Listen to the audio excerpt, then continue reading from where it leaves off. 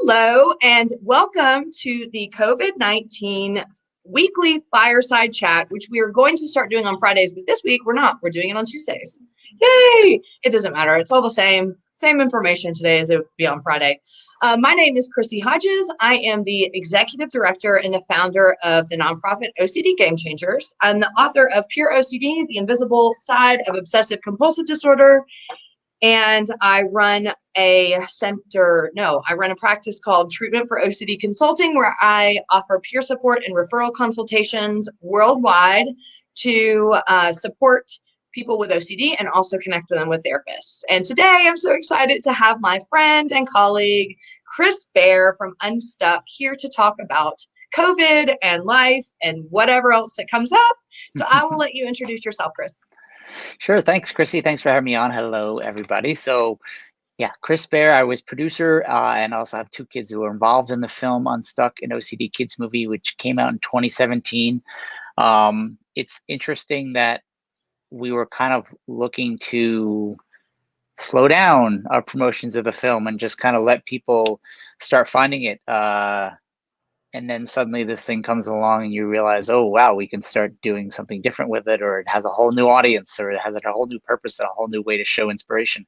But really, my family story is almost 7 years now after my daughter was diagnosed. So kid with OCD, now teenager with OCD, parent journey going from handling an adolescent to figuring out how to deal with a teen and let her own responsibility. And then with the film, really creating awareness, promotions, connecting with people, doing live streams, getting the word out there, and handling not only the production but the promotion of film, and just trying to use Unstuck as a platform to educate people about OCD, inspire people, connect people, meet people like Chrissy, and allow the film to kind of show people what OCD is and isn't from a kid's point of view, and hopefully help people down the road to getting help and therapy.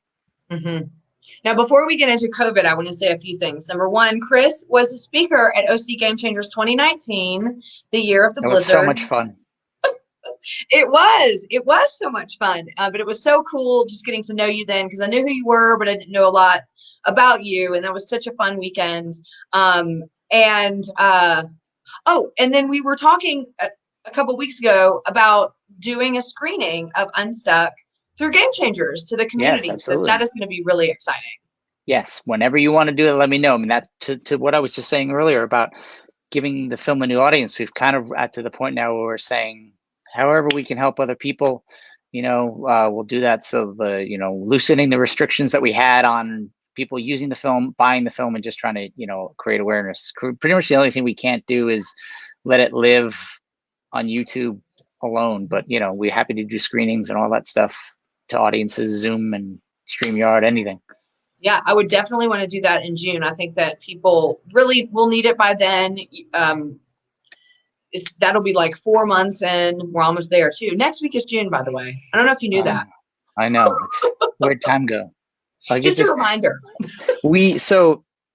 My day job, I was working in Queens, New York. So I'm in Brooklyn, New York. So I was in Queens. We moved in February 3rd was our first day in our new office. And now we've been out of here so long that we've actually been working from home longer than we were working with our new office. Oh my God. So, do you think any of that will change once all the restrictions are lifted? I definitely think how a lot of companies have been able to effectively work from home has opened there are a lot of interesting silver linings out of this whole thing. And I know this isn't not OCD. Well, actually, it does relate to teletherapy, but companies who were very reluctant to allow people to work from home suddenly realized they had no choice. So you just have to dive in. And when you do that, you figure out, you have to figure out things really quickly. And now I think people are thinking, maybe we don't need that space. Maybe we have, we used to go to offsites. Maybe we have on-sites, and I do think work from home is going to become more of a norm. And I mean, things will go back to similar to how they were, but they'll be different. As like, I watched the Michelle Obama Becoming documentary, and she talks about how you don't go back, you just have a new track, and you just find what fits in your new track from your old life and you deal with it new. So I think a lot of that's going to happen. I do think in-person meetings are important. I do think it's harder to do relationship building. There's a whole new skill you have to learn doing it virtually, but I can definitely see working from home a lot more. I mean, we've been able to do my job. My department did work from home a lot, so it was easier for us to pick up, but I can see it, being something that more companies realize they can do. Mm-hmm. Well, and you are in the epicenter of everything. So I'm eager to get into what it has been like for you. I also wanted to point out that you couldn't come to Game Changers this year because of the ride, and then it got canceled. And I was like, no. All right. That was right around. Yeah, our ride was that day of your Game Changers this year. It's a big cancer ride that we do. I was able to do it on Thursday, but by Friday they had canceled it. So I did the last ride that they did, and then it was canceled. So that's really how everything kicked off in the beginning of March. I know, right after Game Changers. It seems in some ways you're like, what day is it? And then you're like, wow, 3 months. And just reference points of where I know what you couldn't do and did do, instead. I know. I really wanted to come. So let's get to this. So very eager to hear your perspective. You're in New York City, where basically, even in my little county out here, I'm way out of Denver. Our restrictions are just not like anybody else's. They're pretty lax, all of this. So in New York, y'all don't have the luxury of making choices, basically. And in New York, it's always hustle and bustle, the New York minute. And now there's like a New York year instead of a New York minute.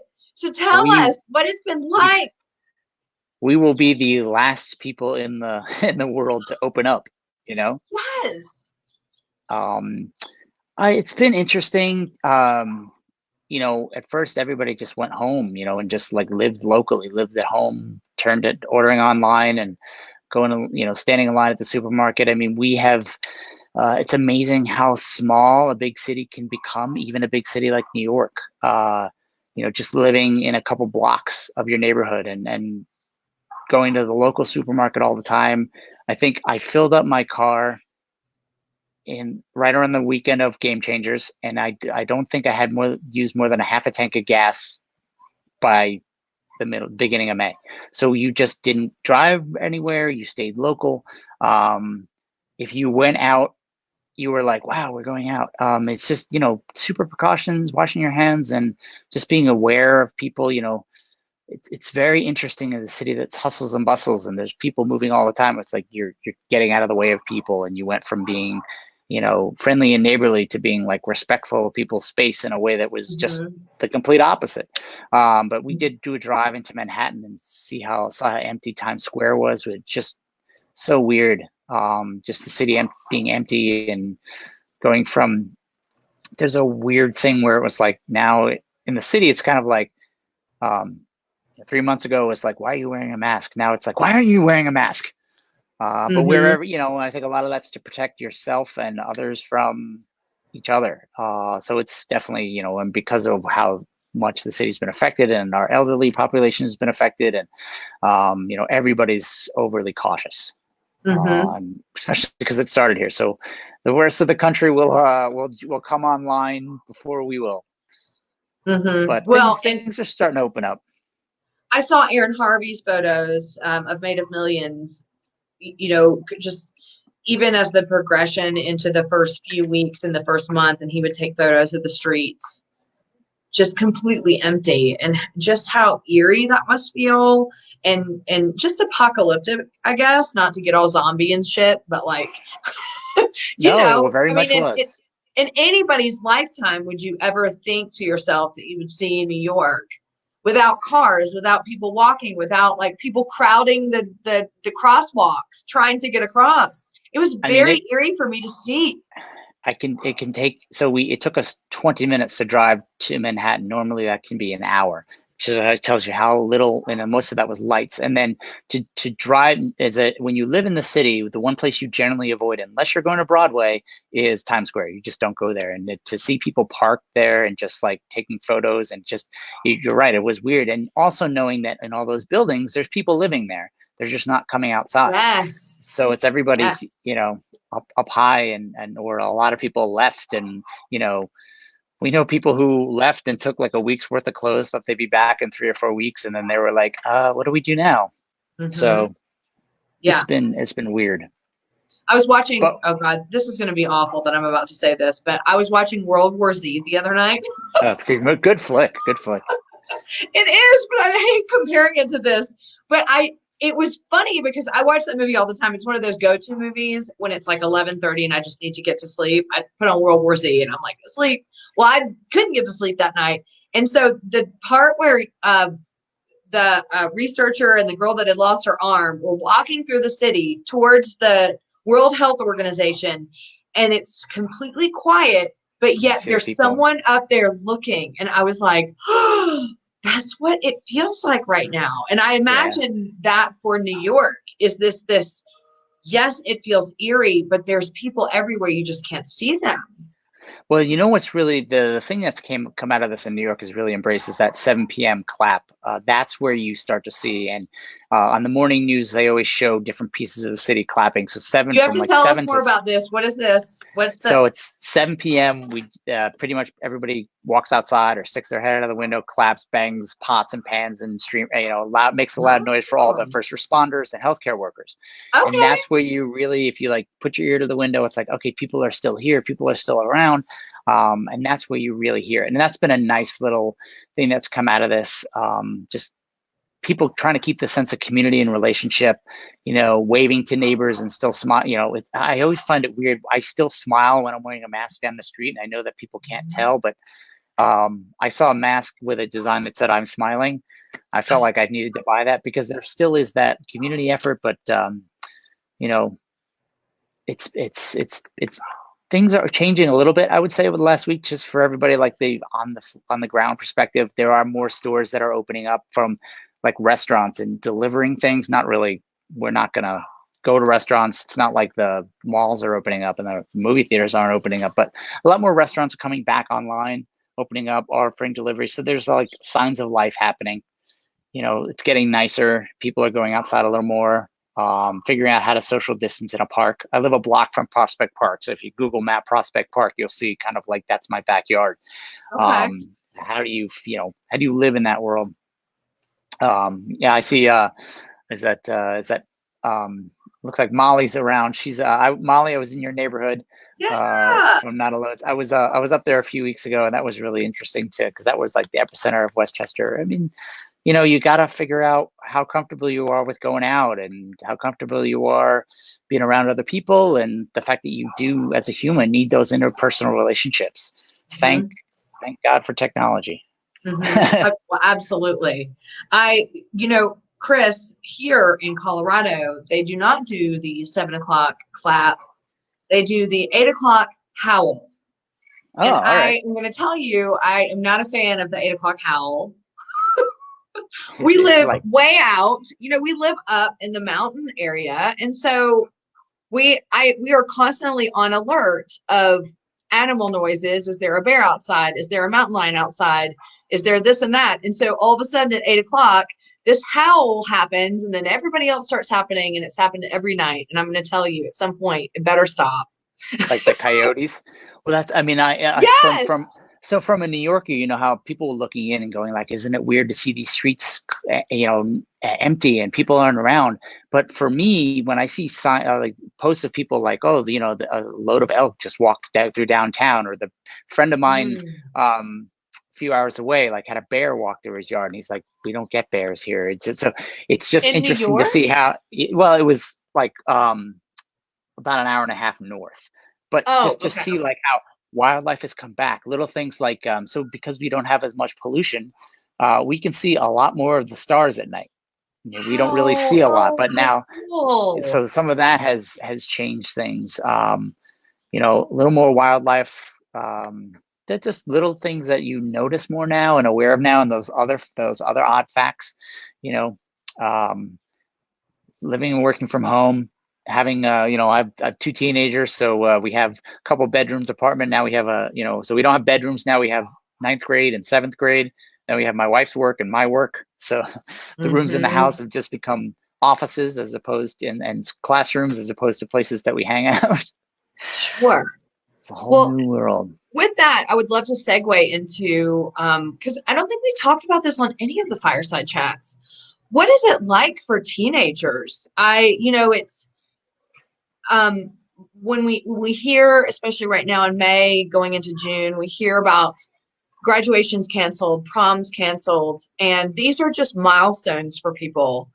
When I think back, even though I was like worried about OCD all the time, it doesn't matter. Those things were so important. They're things you look forward to, getting the dress for the prom or whatever. And to lose that to this, I can't imagine the emotional turmoil that people are wrestling with.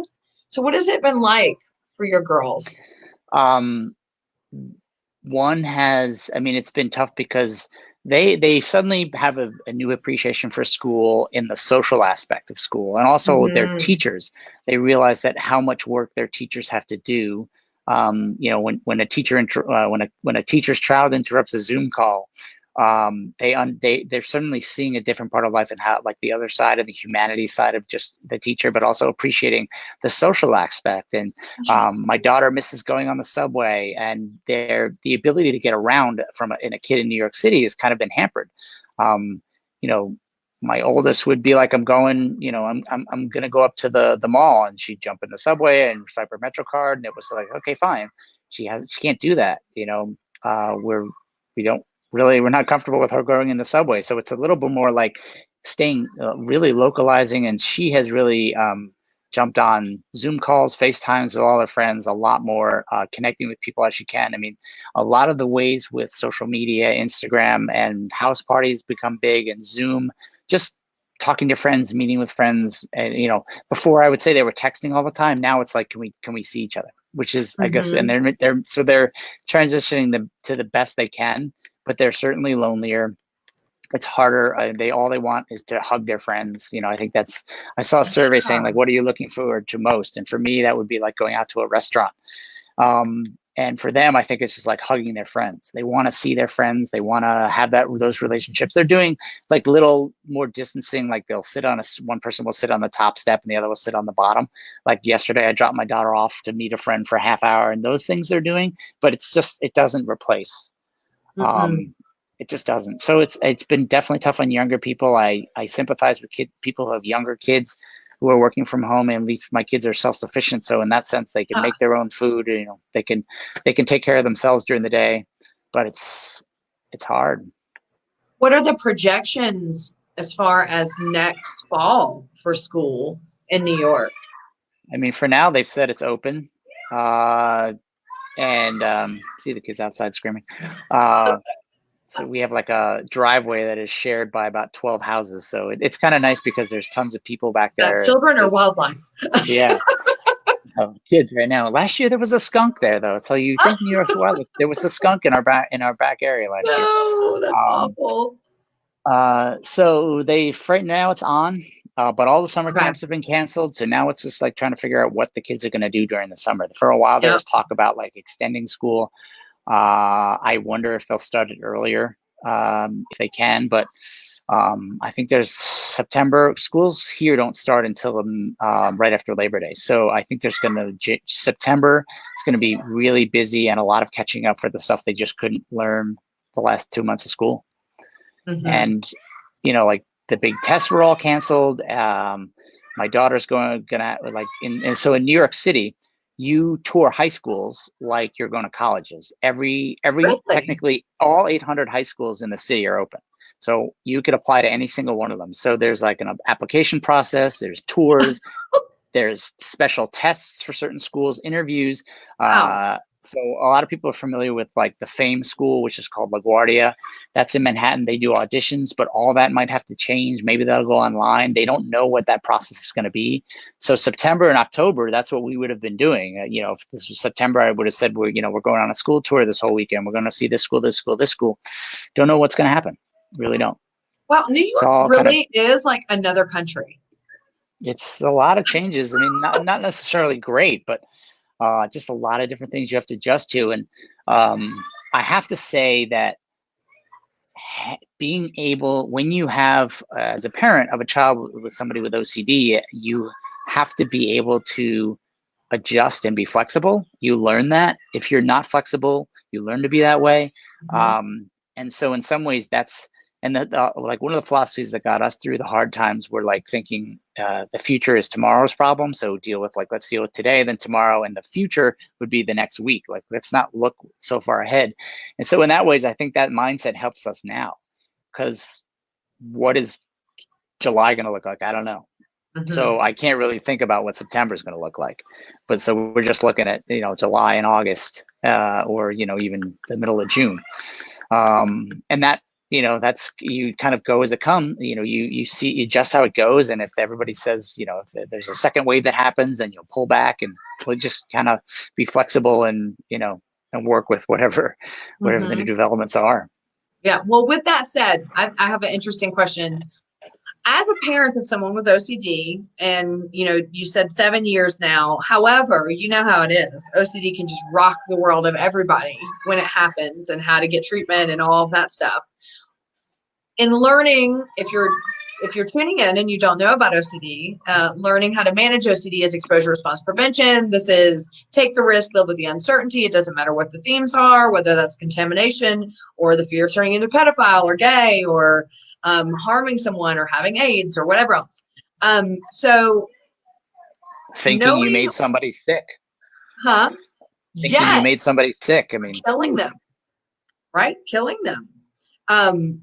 With that knowledge, though, I mean, it has been for you, I imagine, in the last 7 years of just like, okay, let's drill this home. We take the risk. We live with the uncertainty, yada, yada, yada. And now all of a sudden, here we are.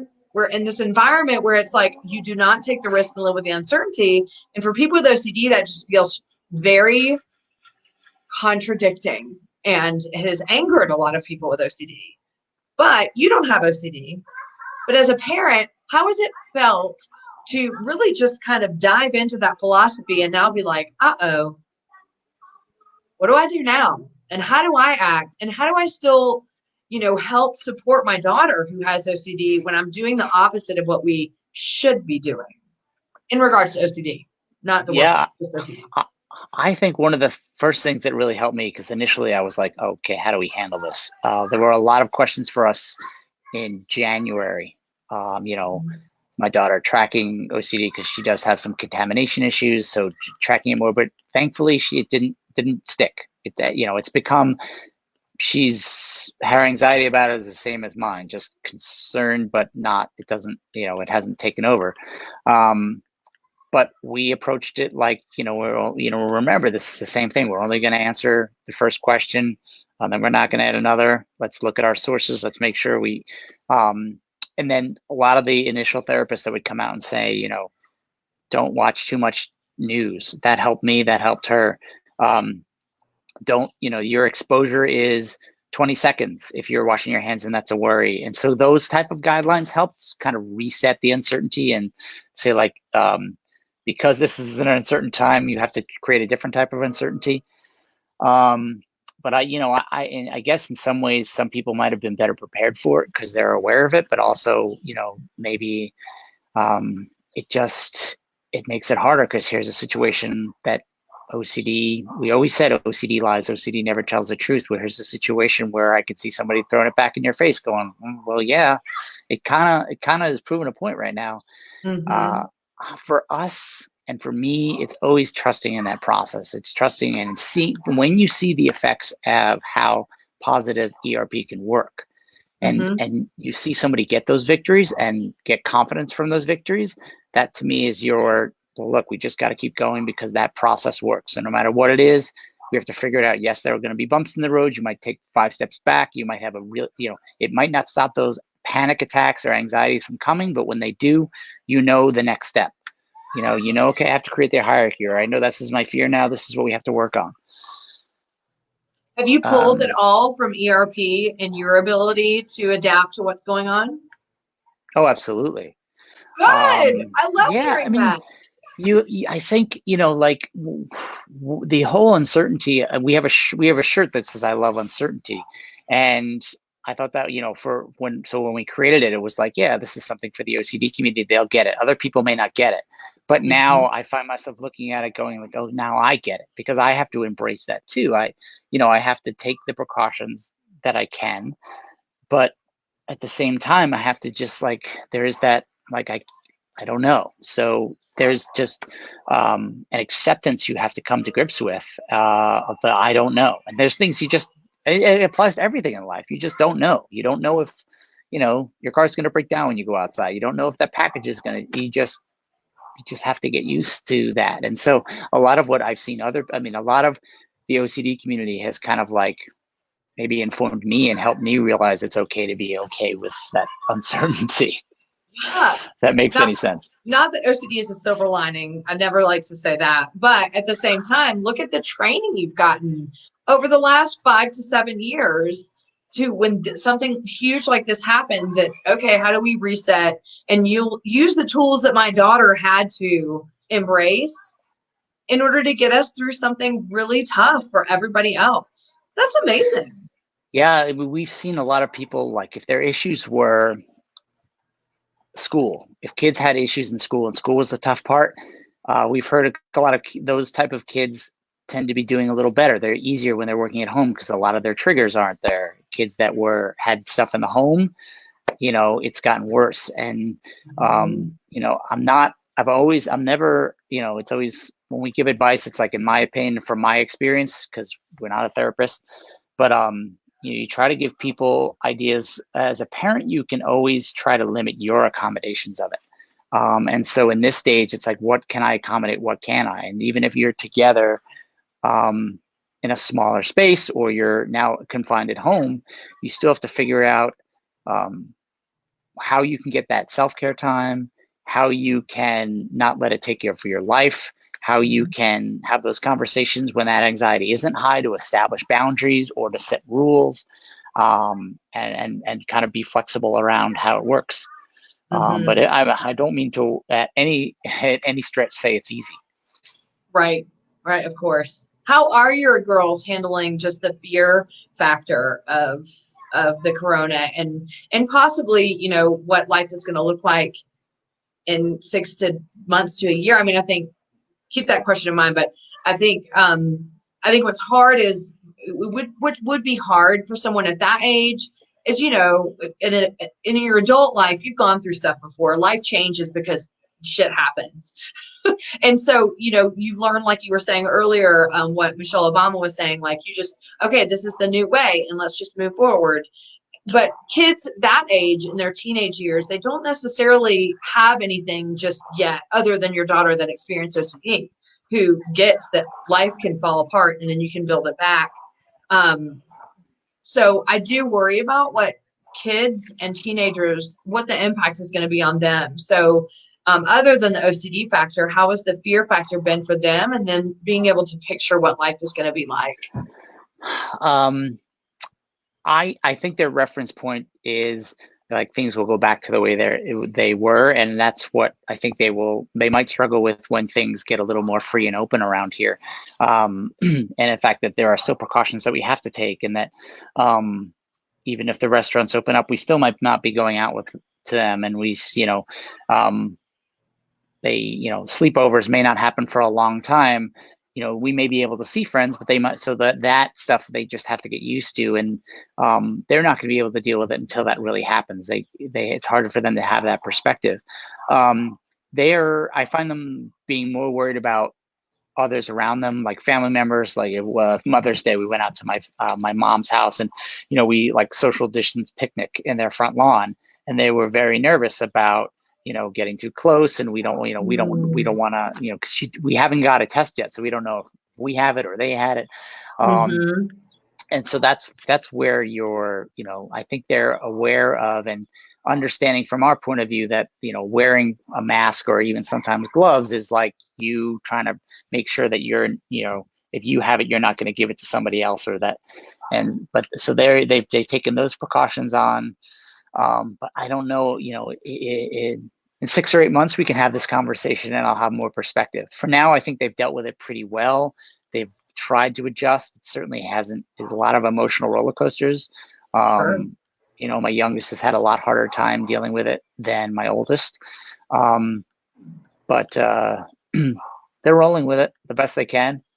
And I'm sure that, when we look back in another 15, 20 years, that this will shape a lot of the policies that they believe in, or even ideas they have about society and, pandemics and hygiene and things like that.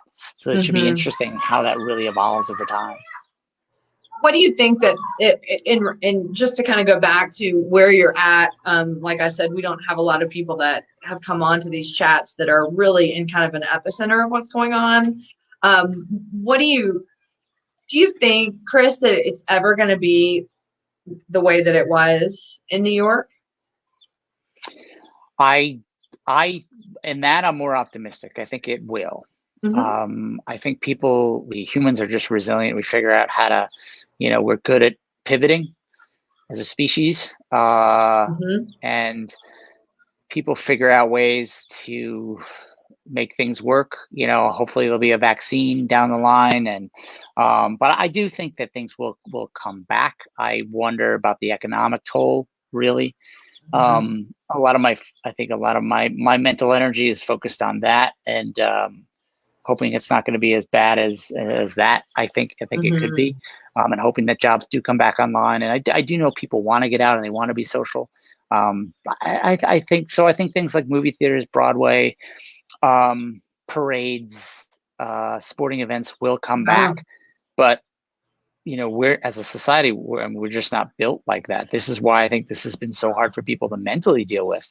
We're used to being around each other. We're used, in New York, you're used to packing on the subway, and somebody they were saying one of the proposals was like, you would reserve a spot on the New York City subway. What? Now, if anybody's been to New York, that like the doors open and you go in, and you can be sandwich packed into people. And that just is the way it is. So it's laughable to think that, but it is. We're gonna have to adjust, and who knows? We'll see. But I do think things will there will be some of those routines that do come back. They just might take a little longer, or they just might be, for a while they'll figure out how you have to get around it. It's gonna be at every 3 seats and every 4 rows in a stadium, and it'll be 5,000 people instead of 20, and eventually maybe it'll go to 10 and 20. So I think we'll figure that out, and they're figuring that out now.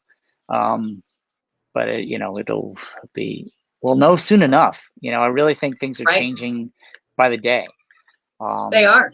So next week we have a totally different discussion. We'll meet again in 3 months and see what's going on. Really? Are the New York subways open? Was okay, so they never shut down. But for the first time in history, they are closing them, and New York City subways run 24/7, except in like emergency situations.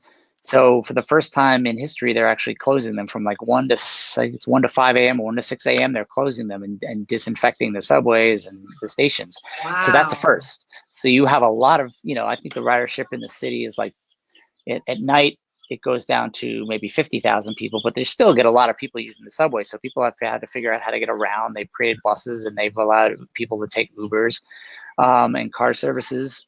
But people have had to adjust, and that's been a big change for the city subway system. I mean, that's how we get around. It's $2.75, and you can go pretty much from JFK Airport all the way to the tip of the Bronx for $2.75. So it's the subway system it's incredible, and it's a lifeblood of the city. It's how people get around. Yeah. So that is going to be a big, seeing how that adjusts and changes is going to be a big key on how fast the city can rebound. Well, I don't necessarily think it's a bad thing about cleaning the subways. That's part of New York's charm. Listen, I remember a comedian saying somebody took a pee on the subway in 1950, and you walk down and smell it. I mean, that's the charm. It's the part of the charm. It's part of it sounds weird, but those are the things that are interesting about New York. There's never a dull moment. Getting cleaned up now. Yeah. I do love New York, so I'm definitely not dogging on the subway. Some of my greatest memories, especially when I owned a clothing store and used to go out there and buy at trade shows and stuff. Oh, holds some great memories in my heart of just flitting around the city on the subway and however I needed to. So fun. Question for Well, I you. mean, I can't wait to have everybody say, come back to New York. You know, the stores are open, the city's open, Thanksgiving Day parade's happening, and When is that so going to be? I don't know. We'll see. We'll see. It might be like Thanksgiving Day parade from like people. They'll just put like placards of people Oh, sad. and pipe That in would be crowd noise. sad. Stick figures. That Yeah, would but be we'll figure it funny, out. actually. We'll figure it out. And those are things that are unique, you know, to your point about like how kids are dealing with that. My niece, who's graduating high school this year, like um, I was supposed to be going out to Seattle for her graduation. And so they did like they did a virtual prom, and then they did for her friends. They did like, they got all dressed up. They took socially distant photos. They had a backyard picnic. So they made the best of it. And, you know, as disappointed as they were, they couldn't go to their prom. They do have a memory that is interesting and unique and different. And that allows them to, you know, maybe they'll look back and, you know, we made the best of a situation and put a smile on our faces and we made it work. It's It teaching also people a lot of resilience. it teaches people adaptation too, where we can't always in life, as we all know, especially if you live with OCD or if you have a family member with OCD, you can't just assume that life is going to just unroll and unravel and everything's going to be okay. And so the ability to learn how to adapt at a younger age is I think a huge thing. And unfortunately, we don't wish that upon people, but at the same time, like you said, learning to be resilient and make the best of things, that can help. A lot of the kids we've met and teenagers we've met, especially at like OCD conferences, there's a level of understanding and compassion and just calm that they have. So I think it helps them relate to other people who might have other challenges or are going through difficulties, regardless of what it is. And I hope that will serve them well as they get older. Yeah, no, I agree. And in meeting with clients and doing peer support, it's a worldview changer. And I think that people who live with OCD and have been through treatment and have dealt with this for a really long time are really good supporters during this time when other people are really finding out what it means to have just, a monumental degree of uncertainty and being able to model and help people understand mindfulness, living and pushing into the uncertainty, whether that's painful or not. It's I come to, not that I needed another reason to love and respect people with OCD, but it definitely is a deeper level after all of this. Being able to see how, well, this is going to sound really mean, but They're tough. I mean, when you have to everybody is be. like falling apart after a month of uncertainty, I think about the people who have OCD that live for years and years and years and didn't shame other people or drag other people down and just like grit their teeth until they finally got help. Like, yeah, a lot of I mean, respect. there is. I mean, you have to be, strong to not only do ERP but continue it, to accept that this is something you might have to, that might challenge you for your life. I mean, there's a lot of growth, and it can't be so when you look at how much people have been restricted over the last couple of months and you realize how hard that is. I think a lot of the reaction you're seeing now in the press and what's going on in different parts of the country is a reaction to this. Like, I don't like these shackles on me. I don't want to be told what to do. I don't want to be forced to stay in my house. I'm used to being kind of going where I want, being a little more free and being allowed to see friends. And, you're seeing that people have the reaction to, having adversity placed on people, where people Absolutely. with OCD kind of have had to accept that and deal with it and face with it every day. So before we get to you being able to tell people how they can find you and where they can find not only Unstuck, but OCD Construct as well, one last question. So as a parent, And as things are going to start opening up and life is going to somewhat try to start having some semblance of what it was before, what does it feel like for you and your degree of uncertainty of I'm going to have to let go of whatever fear I have and let my kids start being independent again like they were before? What's that going to be like for you? I think that we will, the blessing that we have had, and I think this is where it'll play in to your question, is my family's pretty good at communicating each other, especially, whether they're angry or happy. There's pretty good level of communication. We try to treat our kids like, we don't try to hide everything from them. So there'll be an open discussion. They're aware of certain, like, when are we going to have sleepovers again? When can I see a friend? Can I go live in a friend's house? There's conversations of that happening now, and they're aware that it will be a rolling thing, and that, we were pretty chill about this whole thing when it started. And from a lot of our parents' friends, we're a little more chill about how things are going, and a little more allowing our daughter to go on bike rides with friends, making sure that she is staying socially distant. But understanding that you have to, it's part of people's happiness and independence to be able to kind of deal with it. So we'll probably, the short answer is we'll talk about it. Yeah. And may not always make the best decisions, but we'll try to deal with it in a responsible way, knowing that it is important for them. We know we want them to be out. We want to go out and see friends, Yeah. Any suggestions that you may have for parents that are just really stuck in that fear as things start opening up and they're starting to have to deal with their own uncertainty and fear about letting their kids out? Figure out what you're comfortable with. Understand that. So if you're not comfortable with them leaving the house, then set these things up. Use this as a great tool to connect as best as possible. I loved what was happening with people's birthdays. So everyone in our family had a birthday over the last few months. So we've had to deal with the drive-bys. We have, so a lot of people had drive-bys. I love that idea. Scream from the street in your car, do that. We have a fire escape. So my daughter was on the fire escape as people drove by and waved to her for her birthday. Can you do those things that are even like, and if you're not comfortable opening the window, do it with the window closed. In some ways, those are your little exposures, parents, that you can do. Yeah. Are you okay with hand sanitizer as instead of washing for 20 seconds? Those are the little things that you'll have to figure out how to deal with. But start with what you're comfortable with, but realize at the same time, you do need to push yourself, and you do need to be a little uncomfortable. Get comfortable being a little uncomfortable. And that's how you grow as a person, I think.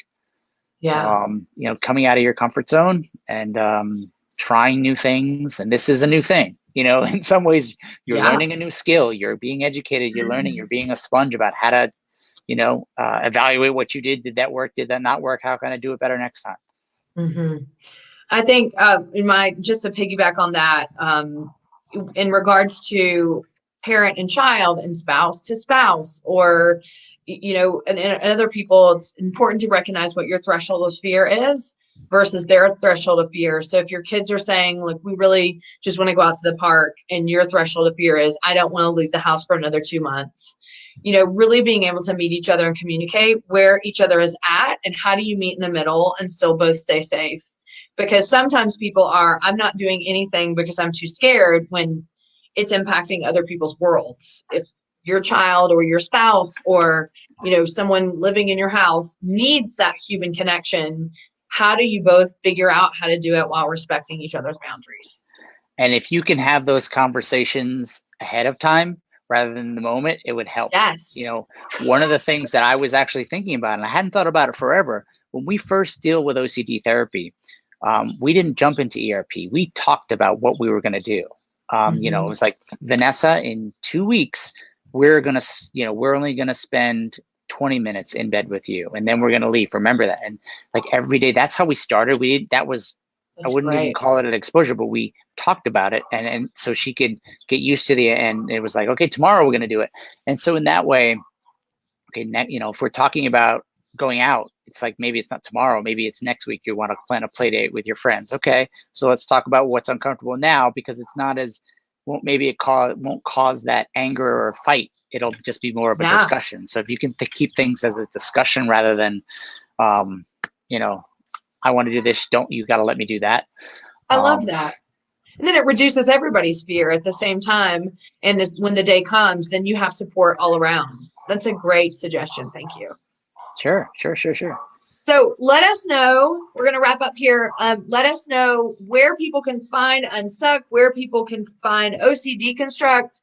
Tell us all. Sure. You can watch the film anytime at OCD Construct. Sorry, that's different. OCDkidsmovie.com.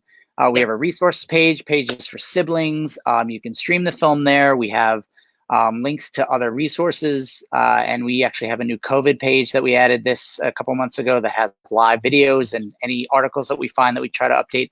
So a lot of resources there. I did a digital OCD conference last year called OCD Construct. Some great therapists, some that Chrissy knows, Kim and Natalie and Dr. Phillipson, talking just about the basics of OCD. So if you're looking to get a head start in like day one and get a real, in 4 hours, you can learn a lot about OCD and how therapy works. That's great.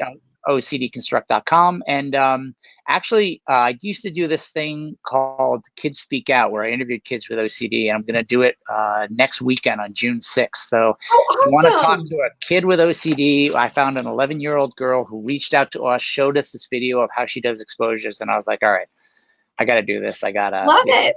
One more episode. So that's going to be a fun little thing to do. And I also just I saw a comment about ERP therapist that does teletherapy and might accept Medicare. I don't know of any offhand. However, I do know that there's a company called NoCD, and Chrissy knows Stephen Smith. There's a company called NoCD, and they are not only expanding the states they cover in, but they're also starting to work with a lot of different insurers. So go to treatmyocd.com and put your name in on their email list, and you might find out that if they don't take it, I'm sure they will soon. So or they may have a referral. If they don't take it, they may be able to refer you to someone else. Right, but that would be the first person I would say to try to look for.